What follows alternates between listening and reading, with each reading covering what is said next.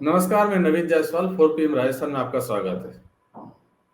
राजस्थान के सीकर जिले में खाटू श्याम जी का धाम है, जहां पर भीम और हिडिंबा के पुत्र और घटोत्कच के पुत्र बर्बरी की भगवान कृष्ण के रूप में पूजा होती है।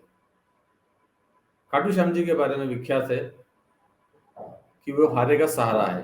राजस्थान में आप कहीं भी जाएंगे तो दीवारों पर, मंदिरों पर, पोस्टर, बैनर पर, कारों के पीछे लिखा हुआ दिख जाएगा, हारे का सहारा खाटू श्याम हमारा।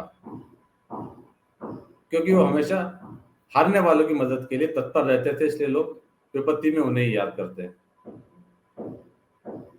भाजपा हिंदू राष्ट्रवाद के रास्ते पर चल रही है और उसके मुकाबले कांग्रेस सॉफ्ट हिंदुत्व को अपनाए हुए है।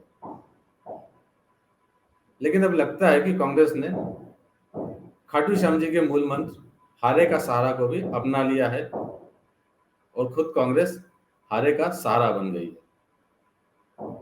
यह हम इसलिए कह रहे हैं कि कांग्रेस ने जो टिकट बांटे हैं उसको देखकर यही लगता है, एक तरफ बीजेपी है जो जिताऊ उम्मीदवारों पर दांव लगा रही है और इस हद तक दांव लगा रही है कि जिताऊ उम्मीदवार की तलाश में उसने अपने खुद की पार्टी के कार्यकर्ताओं को, नेताओं को दरकिनार कर दिया, दल बदलुओं को भी टिकट दे दिए, बागियों को भी टिकट दिए।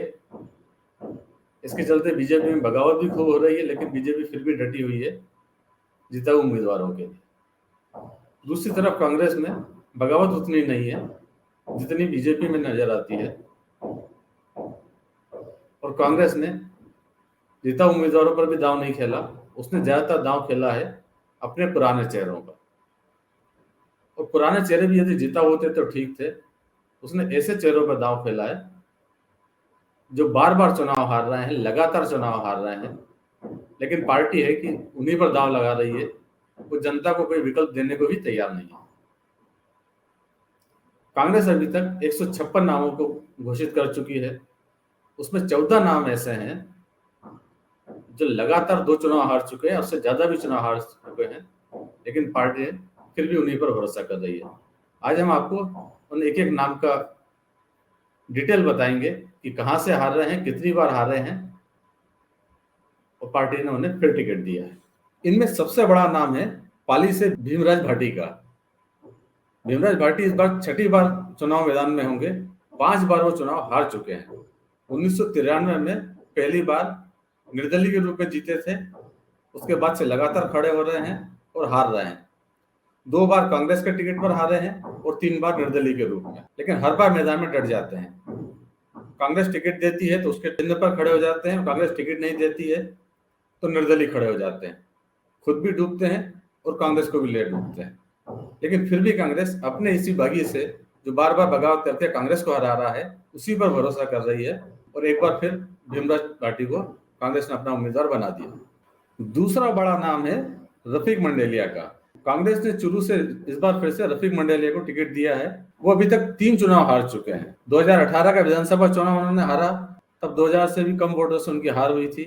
उसके पहले 2009 और 2019 का लोकसभा का चुनाव भी हार चुके हैं और उससे पहले 2013 का विधानसभा चुनाव इनके पिता हाजी मकबूल मंडेलिया भी हार चुके हैं। हालांकि मकबूल मंडेलिया 2008 में कांग्रेस के टिकट से जीत भी चुके हैं। तो कांग्रेस के पास चुरू में मंडेलिया परिवार से बाहर कोई ऑप्शन नहीं है। लगातार हारने के बावजूद पार्टी का उन पर भरोसा बना हुआ है। इसी तरह भीलवाड़ा जिले के आसीन में हंगामी लाल मेवाड़ा को पार्टी ने फिर से टिकट दे दिया है। हंगामी लाल 2003 में निर्दलीय जीते थे, उसके बाद कांग्रेस ने उन पर दांव खेला लेकिन फेल रहा। हंगामी लाल मेवाड़ अब तक 4 बार लड़ चुके हैं और 3 बार हार चुके हैं। 2018 में यानी पिछले विधानसभा चुनाव में कांग्रेस ने हंगामी लाल मेवाड़ा के बेटे मनीष को टिकट दिया था, लेकिन वो भी हार गए थे। इस बार फिर कांग्रेस के पास मेवाड़ परिवार से बाहर कोई विकल्प नहीं है, तो फिर से हंगामी लाल मेवाड़ को टिकट दे दिया।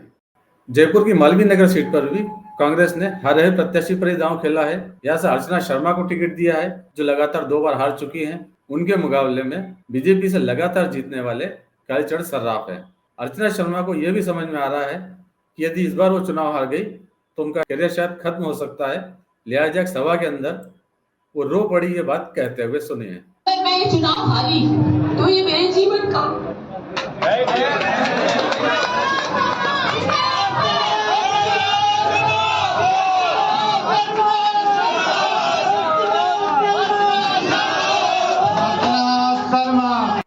भीनमाल में भी कांग्रेस समरजीत सिंह पर मेहरबान है।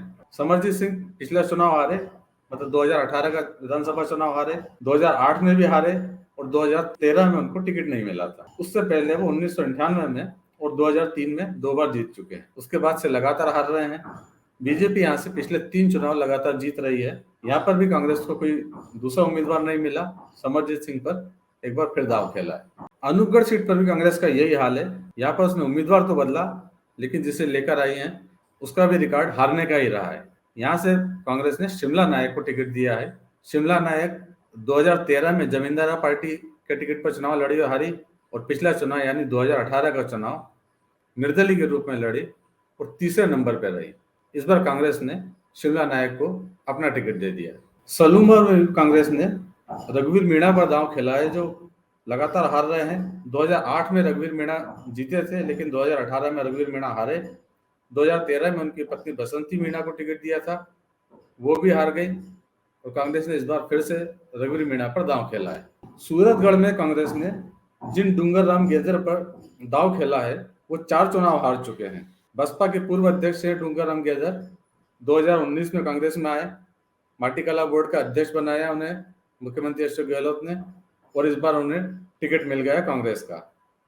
इससे पहले वो 1993 में, 1998, 2013 और 2018 में चुनाव लड़े, लेकिन हर बार उन्हें हार ही नसीब हुई है। लिस्ट अभी और लंबी है। मकराना में जाकिर हुसैन गेसावत 2 बार चुनाव हार चुके हैं। बाली में बदीराम जाखड़ को टिकट दिया है। 2009 में बाली से सांसद चुने गए। 2014 में उनकी बेटी को टिकट दिलाया, वो हार गई। 2019 के लोकसभा चुनाव में खुद हार गए, लेकिन इस बार कांग्रेस ने उन्हें बाली से विधानसभा का टिकट दे दिया है। इसी तरह घाटोल में नानालाल नैनामा लगातार 2 बार हार चुके हैं, फिर भी पार्टी से टिकट मिला है। सूरजगढ़ में श्रवण कुमार हैं, 2018 में हारे, 2019 में लोकसभा का चुनाव हारे, उन्हें भी पार्टी ने टिकट दिया है। मानवेंद्र सिंह को सिवाना से टिकट मिला है। 2018 में झालरा पाटन से वसुंधरा राजे के खिलाफ लड़े थे और हारे थे। 2019 में लोकसभा का चुनाव भी हारे। पार्टी ने एक बार फिर उन पर भरोसा जताया। गोगुंदा में मांगीलाल गरासिया हैं, 13 और 18 के चुनाव लगातार हार रहे हैं, उसके बावजूद पार्टी को उन पर भरोसा है।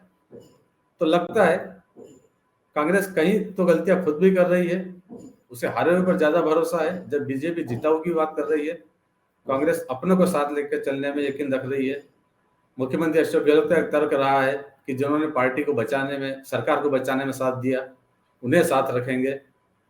वहां तक ठीक था, लेकिन हारे हुए पर इतना बड़ा दांव खेलना ये कांग्रेस के लिए हो सकता है अगले चुनाव में भारी भी पड़ जाए।